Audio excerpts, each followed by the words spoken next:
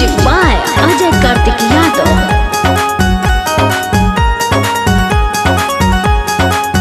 जैबू पूर्व चाहे जैबू तू उत्तर, अरे जैबू पूर्व चाहे जैबू तू उत्तर, होलिया में रंग तोहार दोनों कबूतर।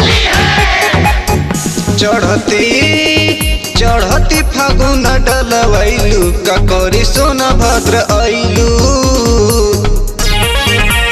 ककरी सोनभद्र अइलू। अपने यार से डलवैलू ककरी सोनभद्र अइलू, ककरी सोनभद्र अइलू। पूरा जिला तू हिलैलू ककरी सोनभद्र अइलू, ककरी सोनभद्र अइलू। पूरा जिला तू हिलैलू ककरी सोनभद्र अइलू। Music by Ajay Kartik Yadav.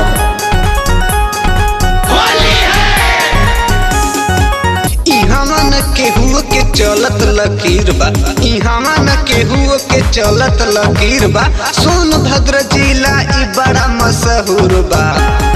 खूबे मलवैलू कि खूबे डलवैलू तू चौपन बजरिया में। चरचा बा तोहर कि खरचा बा हमर, ए जन ओबर सहरिया में।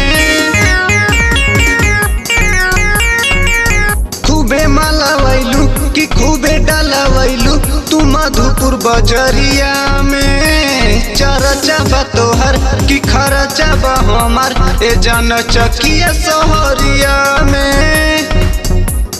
पूरा मोहल्ला हिलैलू ककरी सोनभद्र अइलू, ककरी सोनभद्र अइलू, ककरी सोनभद्र अइलू,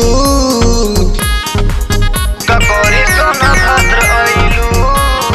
होली है ककरी सोनभद्र अइलू, होली है, होली है। सरसों फुलाइल बा पीला पीला, अरे सरसों फुलाइल बा पीला पीला। अगोरी के लहंगा गीला गीला, चालू तुरानी मटकाई कमरिया हिलाई। होते भोर हरिया में मन करे गोरी धक चुपे चोरी, डाल दी तोहे कवरिया में।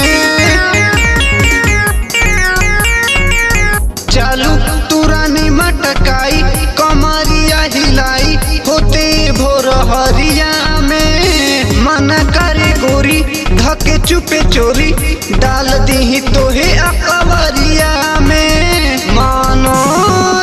मनोज से खूब डलवैलू ककरी सोनभद्र अइलू, ककरी सोनभद्र अइलू, ककरी सोनभद्र अइलू।